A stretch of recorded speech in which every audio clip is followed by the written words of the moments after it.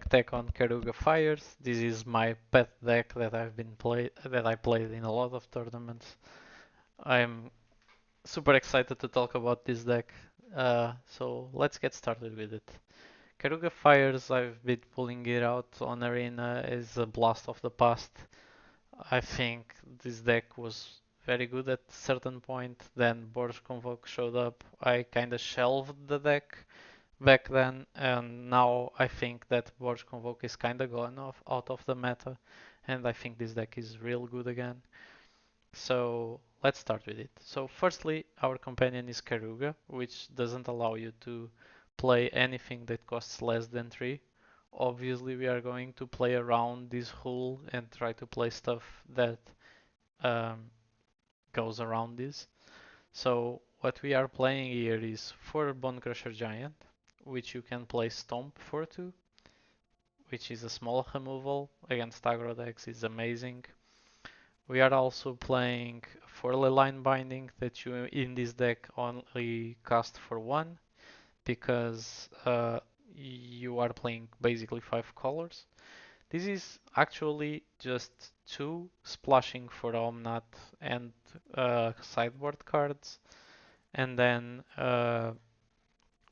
you have the other colors to use the abilities of Kenrid at the end of the day. So then we are running 4 temporary lockdowns, which is a very important card. It destroys completely the aggro matchups.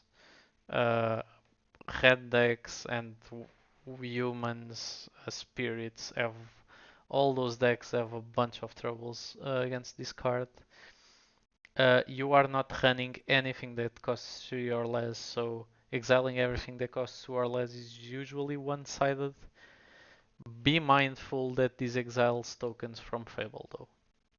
It's the only thing you have to worry about. So if you wanna cast this you after like if you wanna use mana from the token of the Fable, be mindful you have to attack first, use the token, use the treasure token, and then cast this card. Then you have Fable, which I mean it's the best red card in the format, I'd argue. It just does so much for so many decks. It creates a token that attacks, creates a treasure, and then you get to discard up to 2 cards. If you do, you draw that many cards, which helps you find your stuff because this deck runs a bunch of lands that you are its its purpose is really discarding those lands and finding stuff you need. And then it flips into Reflection of Mirror Breaker. Actually, Reflection of Kiki-Jiki. Fable of the Mirror Breaker is the front side, and I was mistaking the names. Um, and it actually has some good targets in this deck. I'll show you later how this is used here. Um, so then you run 4 Fires of Invention that give the name to the deck. And Fires basically allows you to cast any spell without paying mana.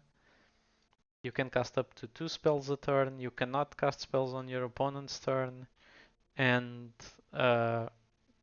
as long as you have enough lands on the battlefield, you can cast spells with that cost. So if you have 4 lands, you can cast spells that cost 4 for free. If you have 5 lands, you can cast spells that cost 5 for free. And the way we utilize this in this deck is that the deck is built to exploit fires in a way that you want to cast your creatures for free and then sink the mana into their abilities. So I'll give you examples now. So we have Cavalier of Flame, which basically loots away all your lands and draws those many cards. It has an ability which is 2 mana. You activate it. It gives +1/+0 and haste to all your creatures. Then you have Kenrid, which has 5 abilities. Uh, I'd say I use them. I use almost all of them except the blue one. I think the blue one is the weakest. But for one head, you can give trample and haste to all your creatures until end of turn. It's not all it's all creatures, so even your opponents get it. But given you're doing this on your turn, it's no issue. Then it has an ability that destroys mono red matchups, which is target player gains 5 life. So if you have fires on the table, you put Kenrit, you activate for red, you give him trample and haste, you swing for 5, and then you spend the other 3 mana gaining 5 life. There is no mono red player that is gonna come back from a 10 points life swing if he doesn't have a real menacing board. Then you have 4 mana, target player draws a card in blue. You have 2 mana, put a counter. This ability is often used as a combat trick, like you attack with everything and then your opponent makes the blocks and then you put counters, destroying completely the blocks they made. There was today a match in which my opponent played Sheoldred. I had 2 Bone Crushers. I played Kendrit, gave Ace to the Bone Crushers. Actually, I gave Ace to Kendrit and then attacked with everything. The player decided to block Bone Crusher Giant with Sheoldred, and then I just put a counter on the Bone Crusher and traded with Sheoldred, and I was like real happy to do that. I think that's amazing. So the other way in which you exploit uh, the ability on um, fires is that you actually use a bunch of activated abilities to interact on your opponent's turn. Because fires doesn't let you cast spells outside of your turn, you can then like use these kinds of abilities to deal damage, to bounce creatures. You can do all these in your opponent's turn. There is also a card I used to have in the deck that now is not, but should be. I think the card is real good, and people are unaware of it again, which is this. It's a crab that you can discard to counter stuff. It won me so many games. I'm thinking about bringing it back into the deck. Yeah, it's Mirror Shell Crab. Um, so you can basically discard it for 3, counter target spell or ability unless its controller pays 3. The ability part is also relevant. I won once time a game against UW in which I countered the activation of the whole of Storm Giants, and he was basically typing out to kill me, and then I untapped and killed him instead. So yeah, don't underestimate the ability to counter other abilities. This card is real good on this deck. I've also run more Colossal Turtles. I've been trying Trumpeting Carnosaur, but I don't like it really all that much. I'd much rather have another Sky Turtle or an Elesh Nord main board. Yeah, that would be my consideration. I'm Trumpeting Carnosaur is here, but it shouldn't be. I put it here in order to test the card. I think it works really poorly with fires because fires blocks. Basically, the spell that you cast from the discover counts as one spell of the 2 you can cast on your turn. That's kind of a bummer.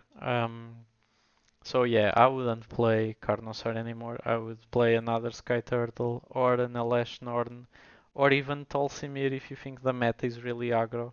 I think Tolsimir has a place as your spell that gains you some life, stabilizes the board, so then you can win. It also is it's pretty good that it creates 2 bodies, works really well with Cavalier of Flame because it gives +1/+0 and haste to all your creatures. So having more bodies is actually better. Other things, the tricks this deck can do, I'll explain you now. So there are a couple of things that this deck does that are not obvious.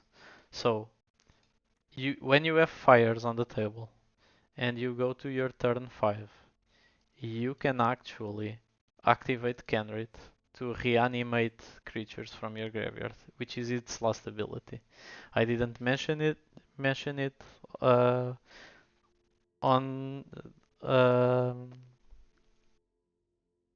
right a bit ago because I was saving it to talk about it now. You can reanimate a creature and then give it haste. So, for example, there was this turn, my opponent didn't interact with me, passed the turn back, I just had Kenrit on the table. You reanimate a creature, you cast two more of the fires, you give trample and haste to everything in your swing for like 20. This is like one of the worst lines you can have to finish a game, but if you can do it, you should do it. Other things to mention. Fable of the Mirror Breaker doesn't have many targets to copy on this deck, but you can copy Skyclave Apparition to exile stuff, and you can copy Cavalier of Flames. Cavalier of Flames is not legendary, so if you copy Cavalier of Flames, what happens is that you get double trigger of uh, looting cards away, which is amazing to find an answer that you want. If you're like looking for a ley line, you play Cavalier, discard your hand, draw cards, and then you didn't find the ley line. You copy it, you discard all your hand, you draw again, looking for that ley line binding or something to get the blocker out of the way. And then there's another thing. Cavalier, when it dies, it deals X damage to each opponent and each planeswalker they control, where X is the number of cards in your graveyard. So what this does is if you looted all those lands away that you had in your hand, and then at the end step you have to sacrifice the copy, it will deal damage, extra damage, equal to the number of lands you have in your graveyard. So it happened a couple of games that my opponent is at like 18. You cast a Cavalier. You then make a copy of it. You attack with both for like 14 or 16, and then when you sacrifice the Cavalier, you deal the rest of the damage on your end step. Because when you have to sacrifice the token due to the reflection of Hikijiki, because it says that you have to sacrifice the copy at the end of your turn. Um, then you deal the extra damage equal to the number of lands in your graveyard, and that's usually how you finish the game, which is amazing. So you have to be able to grasp this kind of unique lines of play of the deck. The deck has a lot of tricks that you have to get used to. There's no way you can master this deck in a couple of plays, but when you do, it feels great to get people with this deck. Also, mind you, that some games you are not going to have fires. Either you don't draw it, your opponent made you discard it. Uh, Fires is a very important card in the deck, but remember that Omnat plus Fabled Passage, it's basically having fires. Because when you crack Fabled Passage, Omnat gives you 4 extra mana. So you can actually play Omnat, play a Fabled Passage, crack it, go get a basic land, and play Kenrit, for example, on the same turn. So be aware that you don't need fires. Fires is a very important piece of the deck, but you can play without it. You can play around those things. Um, Now let me talk of the mana base. We have Eganjo and Otawara first and foremost. Eganjo and Otawara are also spell lands that you use on your opponent's turn with the mana that you didn't use to cast your spells because of fires of invention. So in the games you have fires, save these lands because they are going to do work for you. Um, Then you have one basic of each. You have 4 Fabled Passage to turn the basics you want. and then you have a bunch of triumphs and a bunch of shocklands.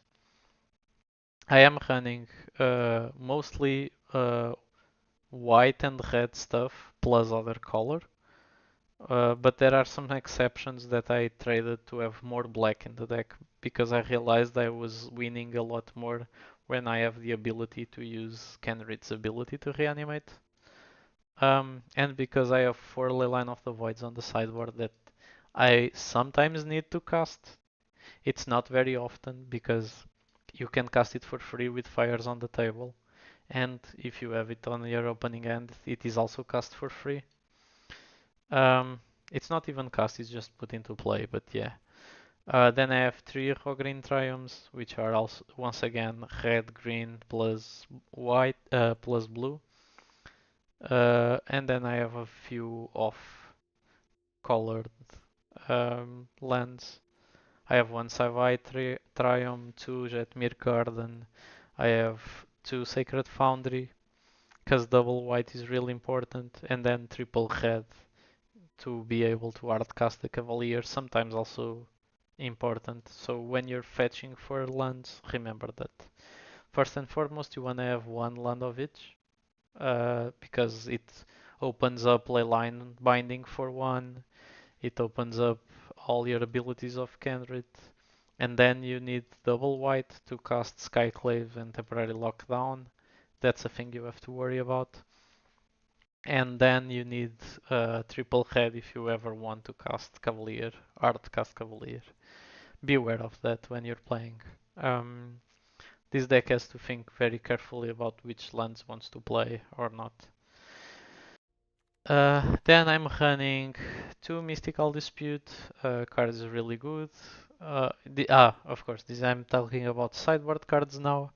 And then I'll talk a bit about other cards that you can consider playing in this deck. So I'm running 2 Mystical Disputes here. It's mainly against blue decks, obviously. Sometimes I bring it against mono green because you want to be able to counter the big spells. And sometimes you don't even mind paying 3 to counter like a Cavalier of Thorns or something like that. I feel that lately it's more difficult to counter spells of mono green with Dispute because they are now playing the ley line to have a bunch of mana out of Nict. So I think Dispute got worse against them. But you can still like turn to get their Kiora or something. If your mana base allows it also. I now have 2 Sunfalls because of the Vampires deck that I actually haven't been facing so often. But Sunfall used to be Supreme Verdict. I'm not sure which one is better, honestly. Supreme Verdict has its niche cases, like you can play it one turn earlier against Spirits, which is a deck that I've been facing a lot. Uh, they don't get to counter it, so there's that. Then Tolsimir addition I did recently. I think it's amazing against all the mono reds, Gruul aggro. Against every aggro deck, this card is amazing. The token gets to fight something and you get to gain 3 life, which stabilizes you a lot. Um, and then I have Chandra, which I bring mostly against UW control. I brought it in against also the mono black waste not deck, which kinda drags the game out a bit. So Chandra is really good there too. And then I have 3 Knight of Autumn that I play also against aggro decks. They can be a blocker, they can gain you life. Against decks that run a bunch of artifacts and enchantments is also very good. You can just destroy them, get back your stuff. Like if you're playing against Neve, Yorion versions of the deck that also play 5 colors, you can just destroy their lines, destroy their up the beanstalks, destroy their fables. You can just get all those and get rid of them. Then I play Elash Norn, which is also against those matches. I think it's amazing for mirror matches of these grindy decks, it basically deactivates all their abilities and upgrades all of yours to be doubled. Also to mention, I actually like this card a lot also against humans and spirits because they have a bunch of enter the battlefield abilities on their creatures. Even though sometimes LS is not a good blocker against them. I mean, against humans it is, against spirits not so much. Um, but yeah, for example, if you resolve an LS Norn, Queller cannot exile your spells on the stack anymore, and stuff like that. There are triggers that of entering the battlefield don't um, that don't work anymore with the lash on the table, and all your triggers then are doubled. So there's that also for you. And yeah, cards I want to talk about besides the crab, which I also think it's a good card and should be somewhere here. Um, I think that um, Brazen Borrower is also a very good card to consider playing in this deck. The reason why it doesn't play more, it's because it's double white on the creature side. I mean double blue, and this deck kinda struggles with double blue. But the bounce effect is sometimes very good. Um, Other cards I've run on this sideboard, Rending Volley is actually a decent card, but you have to not play Keruga in order to play Rending Volley, so it's kind of a bummer. Um,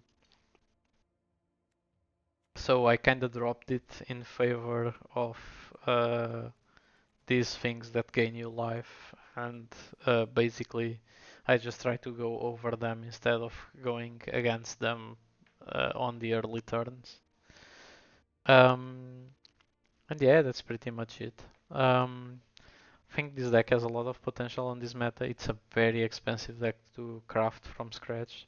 I recommend this deck if you had already a bunch of triumphs, or if you had played fires when it was in standard. I think this deck is a lot of fun. It's very very good.